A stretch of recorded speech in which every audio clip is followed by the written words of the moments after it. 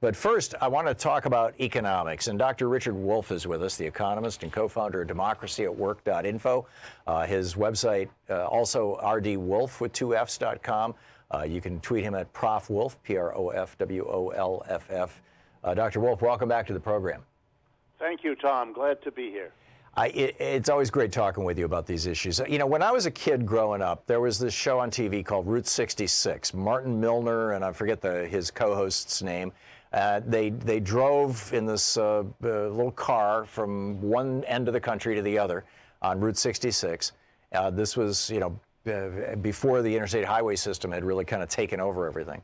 And every week they would be in a new little town, and you knew what the town was because the bank was named after the town. And there, you know, if it was, Anywhereville, Montana, there would be the Anywhereville Bank and the Anywhereville Motel and the Anywhereville Diner, and all the business was local and everything, you know, and the money stayed in the local economy, and back then there were you know, probably over 100 companies making drugs and lots of retail stores and lots of there was diversity in the ecosystem of the economy.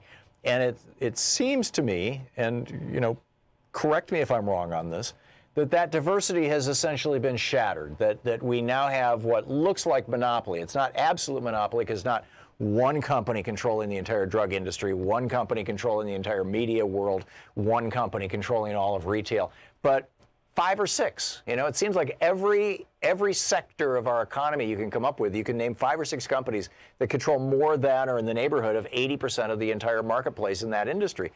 How did we get here, and what does this do to an economy and the people who live in it? Well, you're absolutely right.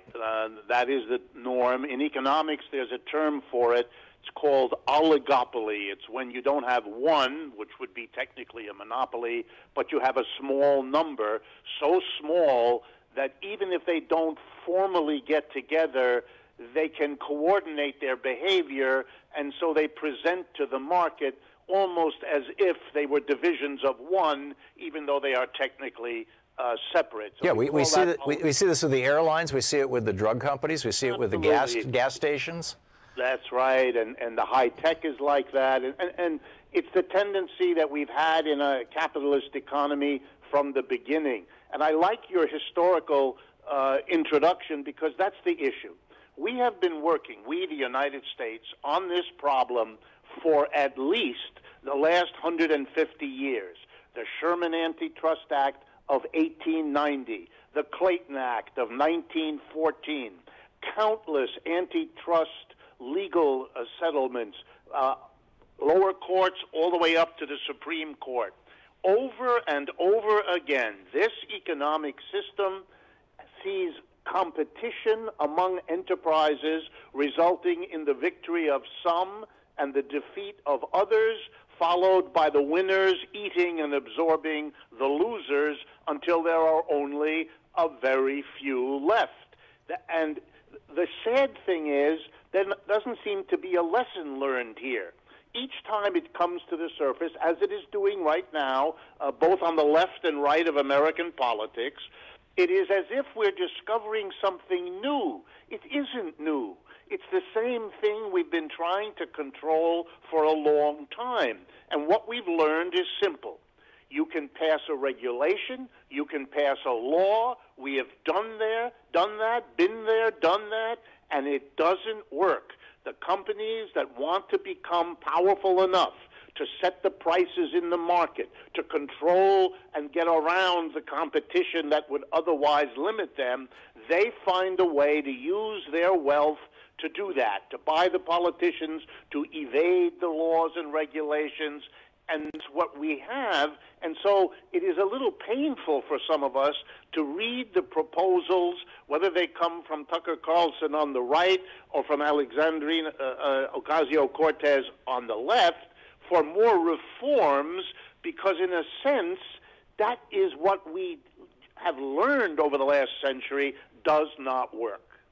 So what you're arguing is that the system essentially needs to be changed rather than tweaked. And I absolutely get that. But, you know, my understanding is that in the first couple of years of his presidency, Reagan effectively stopped enforcing the Sherman Antitrust Act, that the last major enforcement of it was initiated by Richard Nixon, or at least his Justice Department, and completed by Jimmy Carter, and that was the breakup of AT&T.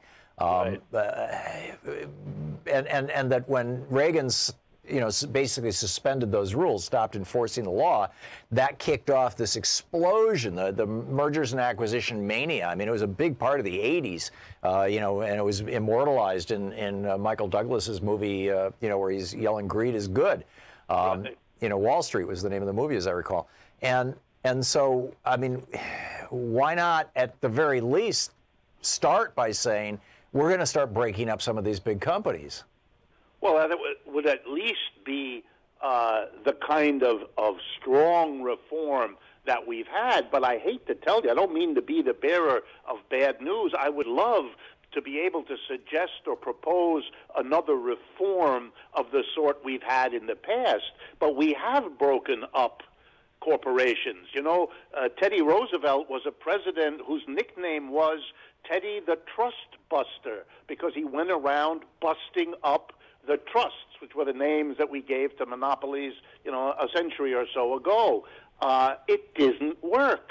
And the sad reality is, even when you break up a monopoly, as, for example, breaking up AT&T into the regional bell companies and so on, all you do is reestablish the very competitive capitalist system, which then produces the monopoly. It's like a game in which you know the outcome, and even when you redistribute the pieces of the game, the outcome is already foretold. We have a system that makes it profitable to become an oligopolist or a monopolist, and so the companies, sooner or later, either on their own initiative or in response to the initiative of their competitors, follow suit, and then we get what we've got.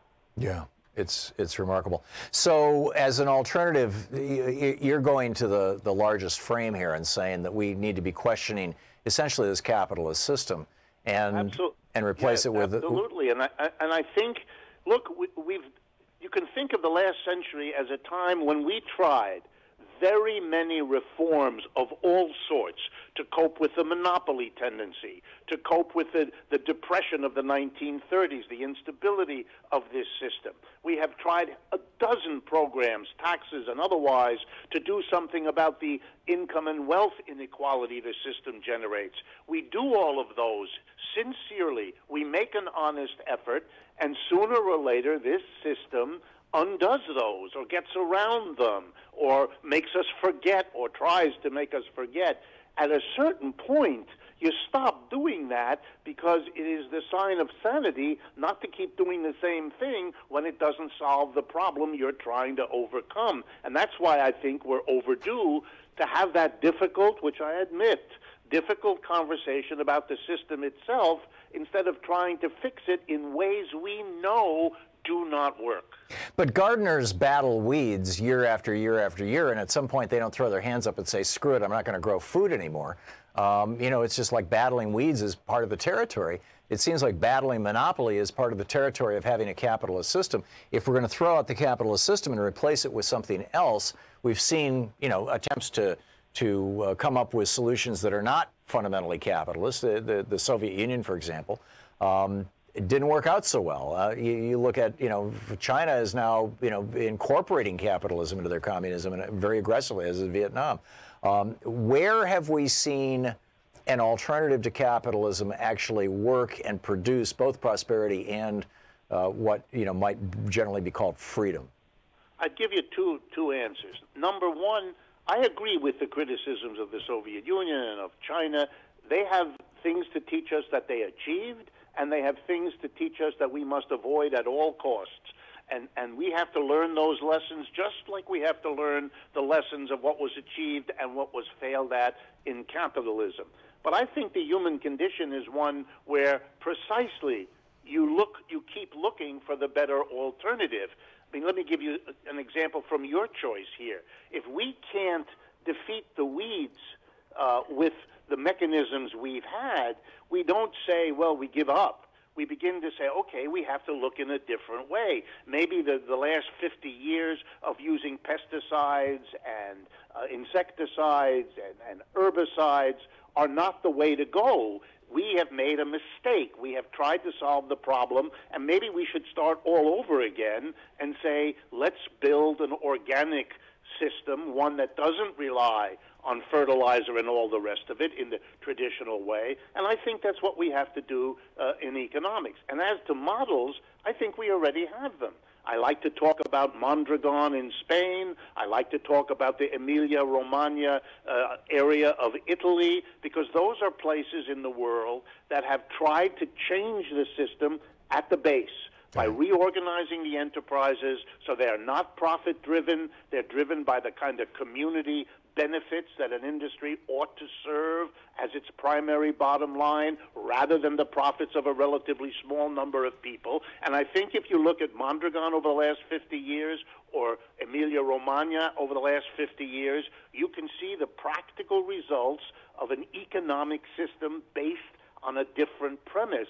And given how difficult it is to continue with a capitalism that isn't working real well, and wanting to avoid the pitfalls of the early efforts at socialism that didn't work out well enough, it might be wise now to go in the direction of a different organization of the enterprise, that so it isn't run by a few people, whether they're private individuals or government officials, but run democratically. That might give us a solution that would make us regret that it took us so long to get to it. Remarkable.